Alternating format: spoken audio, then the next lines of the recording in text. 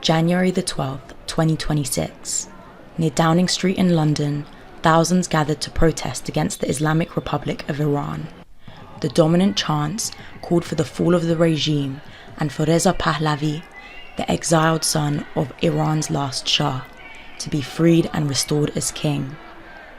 These demonstrations unfold alongside renewed protests inside Iran, which erupted from bazaars on December the 28th, 2025, before spreading rapidly across cities, towns and rural areas.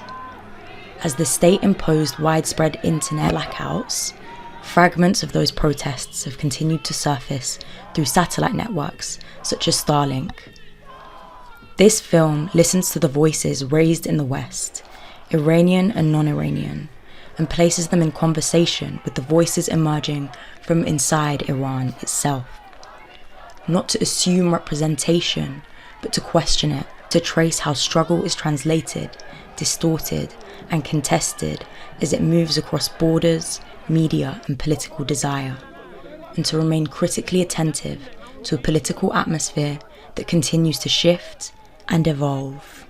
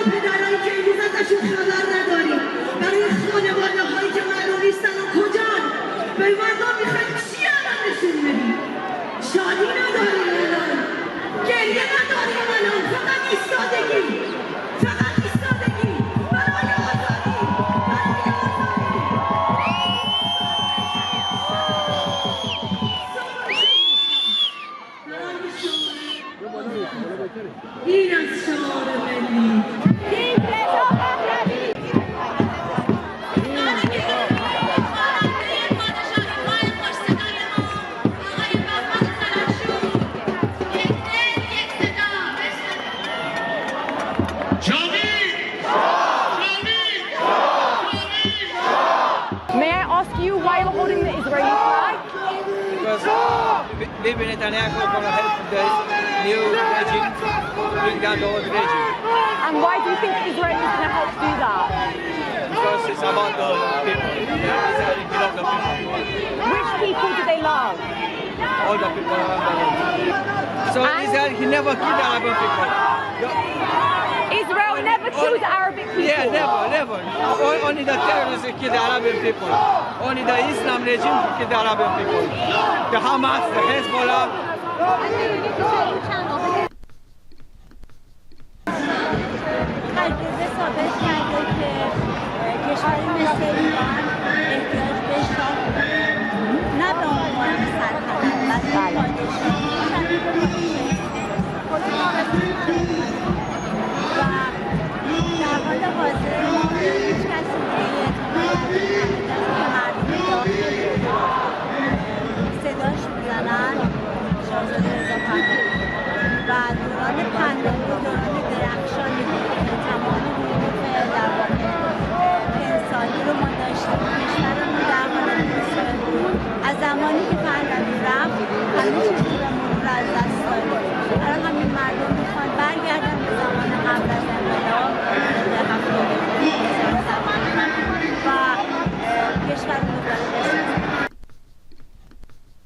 Where are you guys from? I'm from Israel and I'm also British by passport. Okay. Okay, and can I know why you guys are here? So our Iranian, the good people of Iran supported us since day one, since the war broke out on December 10, 2023. They were there for us when we felt like we were alone in the world. And we felt true friends and we had to support them. There's a great friendship between the people of Iran and Israelis. These are two nations that go back to 3,000 years ago, and we won't let terrorists take over our beautiful nation. And the bond cannot be broken between the Russian people and the Jewish Israelis. Israelis, in fact, and that's it. We never forget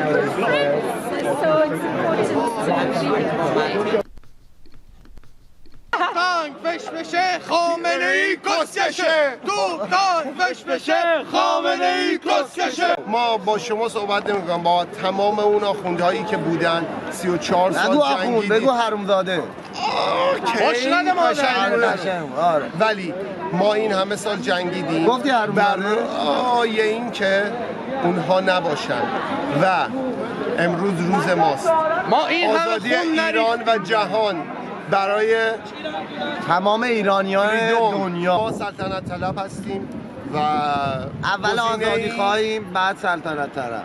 هیچ کسی بهتر از این هیچ کسی هم بهتر این خدا اصلا نیست. شما فقط یک اسم نام ببرید برای جایگزینی رژیم دیکتاتور ایران، هیچ کسی وجود نداره. ولی اگر هستن فقط نام ببرن. نیستن خواهی هم نداره.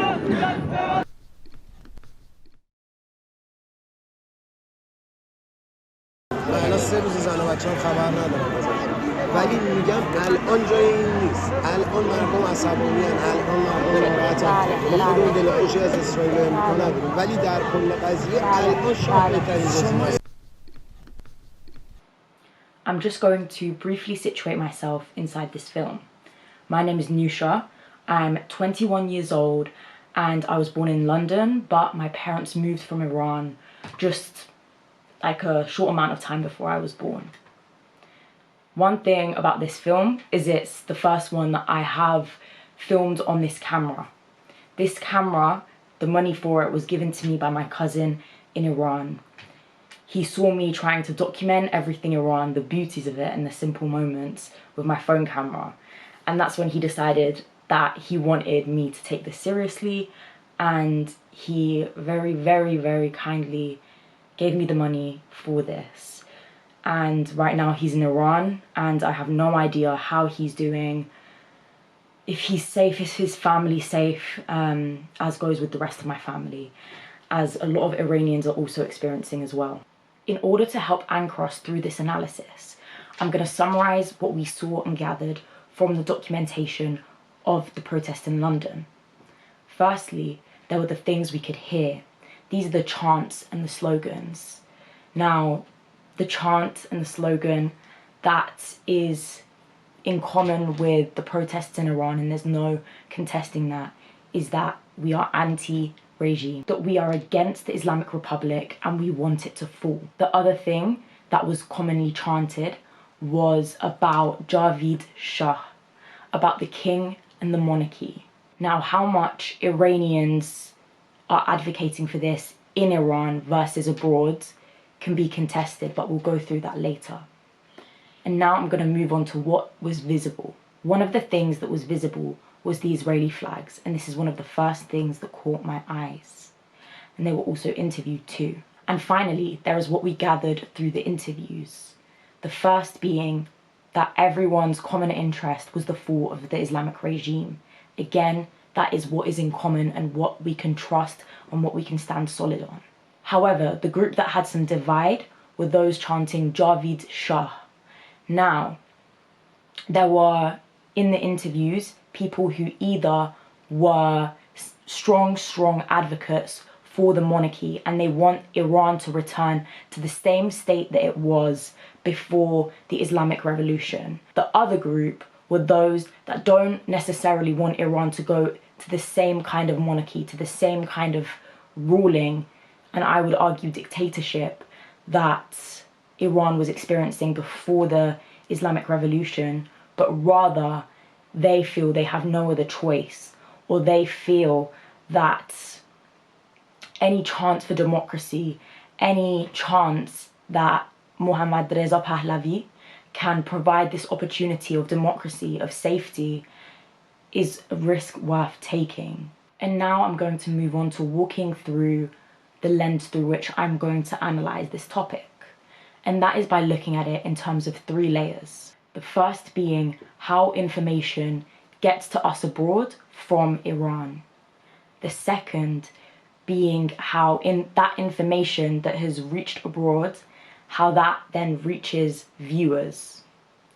Then the final layer, the third layer, that is then what happens once that information has been received from the viewers, from the people that can then discuss it, can interact with this information, can dissipate it. What happens then? And the reason I believe this analysis is extremely important is because critical thought is absolutely imperative, absolutely crucial during this time. We are getting tiny snippets of videos of information coming from Iran, and we must be very, very vigilant with how we use it, how we talk about it, how we critically think about it, because these are the voices of those who are fighting on the ground, and we must be very, very, very careful and delicate, but also very vocal once we've been careful and delicate with this information. And finally, I want to mention that in the description, I'll be attaching the PDF with which I planned the analysis that I'm about to talk through. And this can provide a visual representation of what I'm talking about, if that will make it easier and better to conceptualize, but also to bring the big picture together. Now I'm going to move on to going into more depth about that first layer, how information reaches us from Iran to abroad. Firstly, I'll talk about the internet blackout.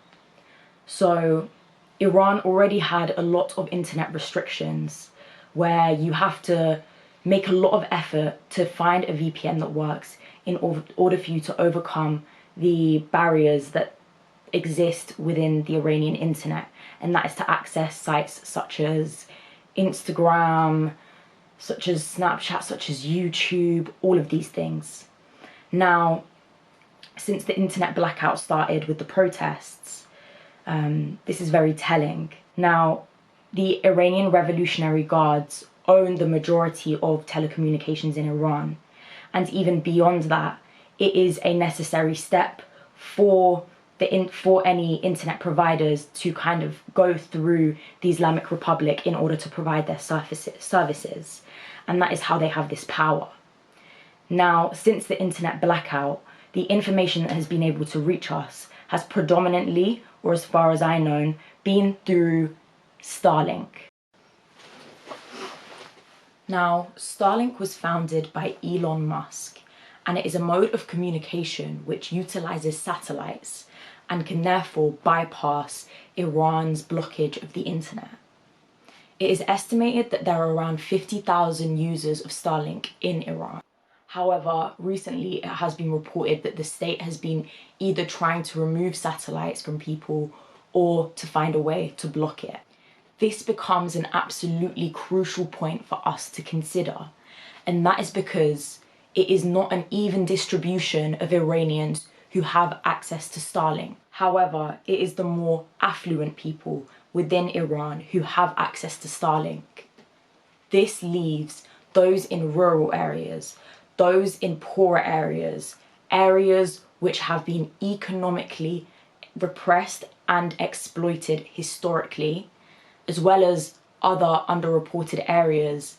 They remain silent, or we will only get a very limited amount of information from them, which are more likely to be drowned out by those voices coming from bigger cities like Tehran. This also has a strong correlation to those areas of Iran which have historically been the most present and the most repressed within previous protests.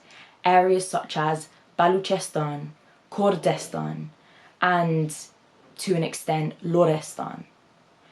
In the past, especially we saw in the 2022 Jina Amini protests, and historically we have seen that often these areas have the most lives lost, the most extreme forces of repression, and also the most victories.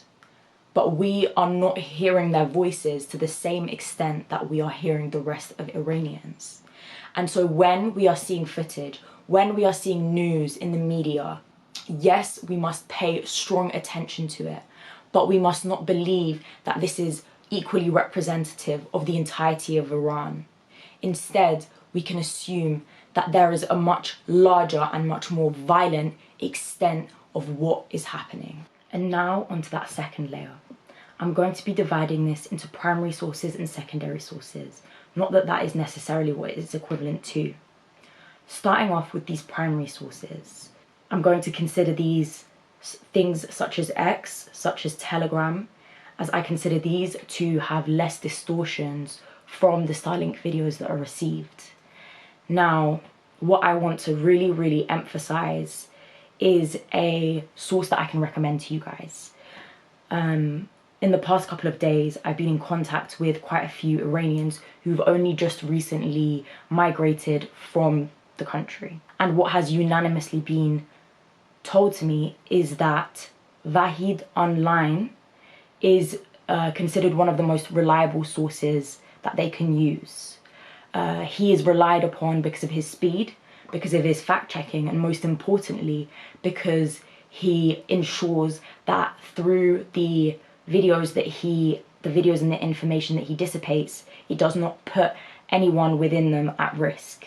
And the reason I say these are less distorted is because these people that I spoke to, in order to find this source, they would use this as a very important source of communication and information during the protests previous to this. So whether it be the Jina Armeni protests, the 2019 protests, but they have experience with communication during repression, during moments of repression and blackout. And this is what they found to be the most reliable.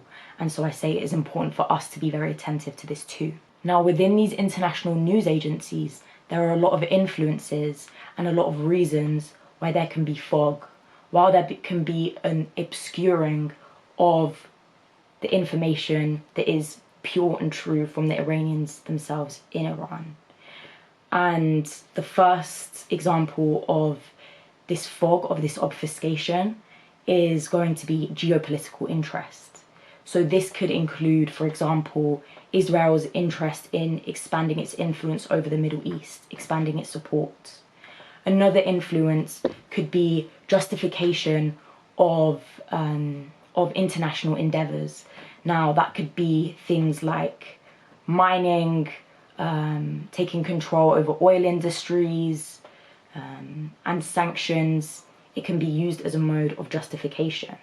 This is particularly relevant with regards to the USA, the UK, and Israel too. Another one of these geopolitical interests that I think is very important to discuss is the want to create fragmentation within the Middle East. I'm not saying that there are simple binaries within the Middle East of oppressor and the oppressed. That is not the case. It has become a very complex and messy landscape. But what I will say is that I have seen a lot of discourse that is building this friction and building this hatred between different groups in the Middle East, especially with regards to what's happened in the Israel-Palestine conflicts, as well as the protests in Iran. The next source of fog that I'm going to discuss is government or state influence. Now, the reason why media agencies might have these links and ties might be because of legal permissions, legal interests. It could also be due to direct state funding, where the state is funding a lot of these media agencies that are controlling what information is dissipated. And a strong example of this is the Israeli government and Netanyahu funding the media there and what news that they are spreading. And the next is funding or corporate interests. So a lot of media companies are going to avoid talking about stories or talking about stories in a way that will deter from advertisers and from investors. And so this will completely alter the nature of the news that we're hearing. And the final source of fog that I'm going to be honing in on is think tanks.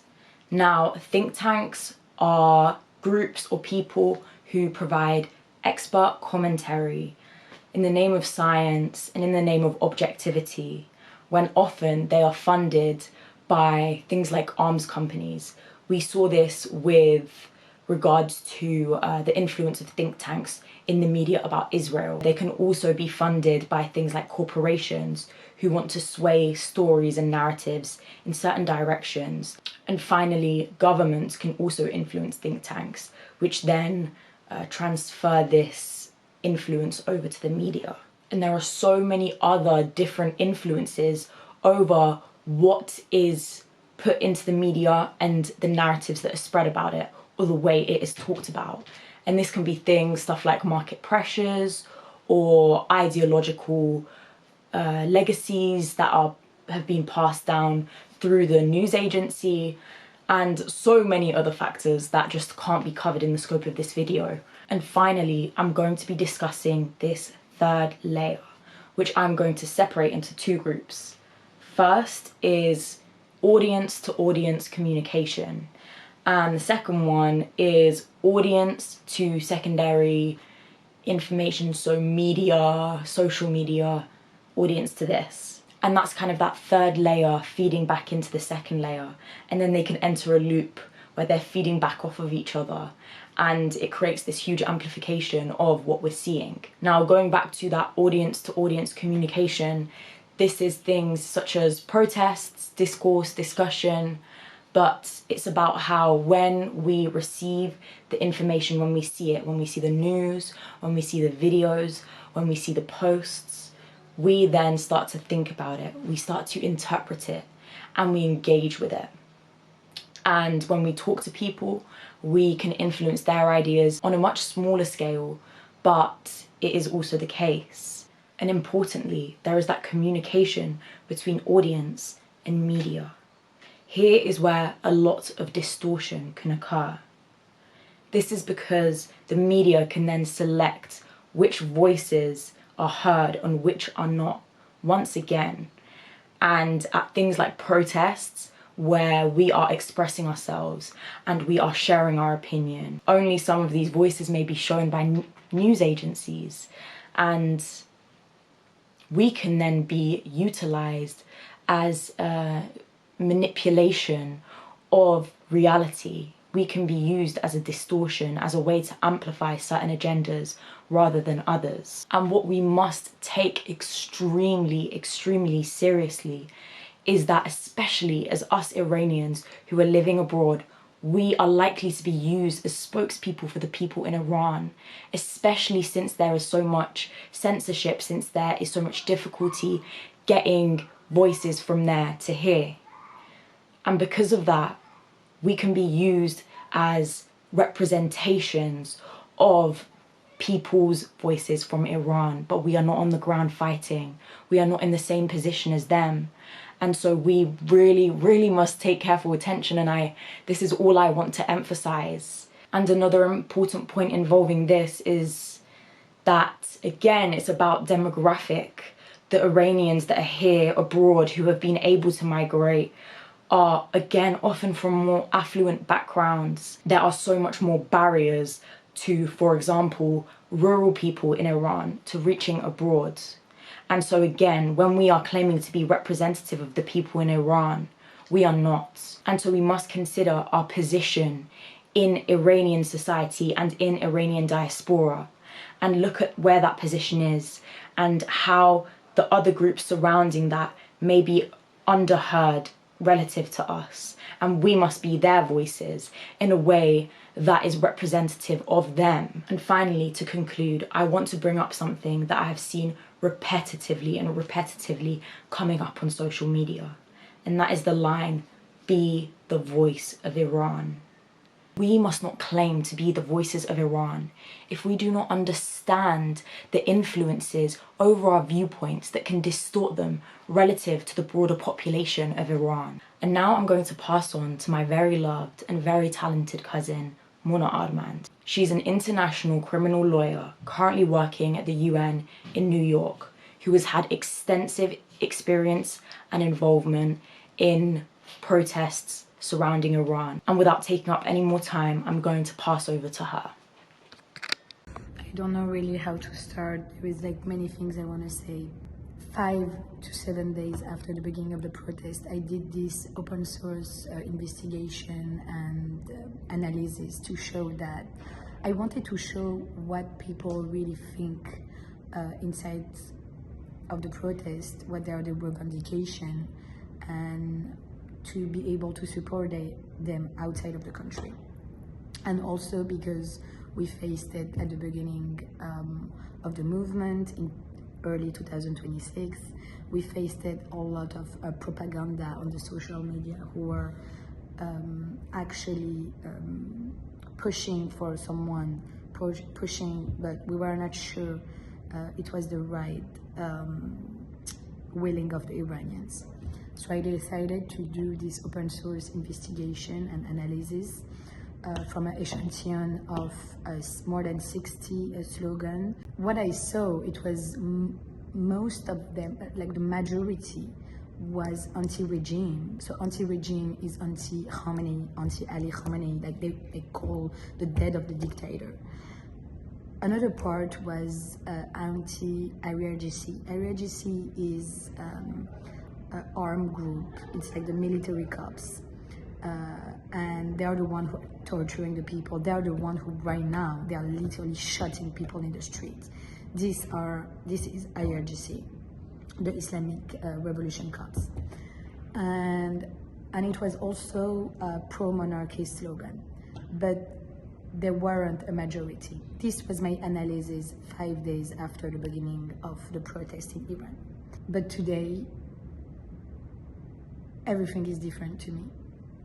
I am here in New York, working for the United Nations. I'm not even gonna point out or explain my feeling about how this organization is not supporting peace right now, and is useless, is powerless to impose peace around the world. But I was in many different phone calls, video calls, team meeting this week with some activists from Paris, from London, from here in New York. And what I saw is the lack of unity in these groups. Like my aunt is right now in Iran. She took my little 15 years old cousin to go in the protest. They're facing the bullets in the streets. And here, people in New York, they cannot work with each other. They cannot show unity because they are divided between the monarchist and the leftist and the anti-Zionist and the pro-Israeli and whatever. We will deal with our political differences later. This is not the time. I supported the Women Life Freedom Movement in 2022, and I was so pissed off when all these old monarchists and men were coming in our protest and they were taking the floor saying that this is our revolution. No, fuck off. This was our revolution. But today, the situation is different. Today, people are actually claiming for Reza Pahlavi in the street in Iran, and that's not because he is a monarchist, or that's not because they are for monarchy, or just because people are desperate. We're just fighting for survival. And I believe that we must and we should show unity. I'm now going to attempt to bring this extremely complex topic all together. The protests and revolution that is unfolding in Iran as we speak is an amalgamation of a series of years and years and years of suffering by the Iranian people in the hands of the regime, in the hands of the IRGC. And I want people to understand that, and I want them to understand that Khamenei and the IRGC, all of their justifications for the brutal violence, for the brutal suffering that they inflict upon the people of their own country, is all purely out of ideology. They have an ideology that they believe so strongly in that they can justify it to this strength. They completely ignore the voices of the people. because it does not have any kind of value to them, especially relative to their ideology. And this is not just relevant to Khamenei and the Iranian government, but it's relevant to us here. I myself am someone who is extremely passionate about politics, who is anti-imperialist, and even I have had to put some of these principles aside because I am listening to the voices of Iranians themselves. And that tells me that these principles are not something that can be extended to all situations, because the world order is in such a state that we cannot just listen to our ideologies, but we must listen to the people. Otherwise, we risk becoming just as bad as the government in Iran, slaughtering its own people. And if I want you to take anything away from this video, is to think before you speak out about Iran. Just think to yourself, is this something that is going to help the people of Iran and what they want, or is it going to do the opposite? Is it going to stray away from what they want and what is going to help them? And that is all I want to leave you with, is that consideration.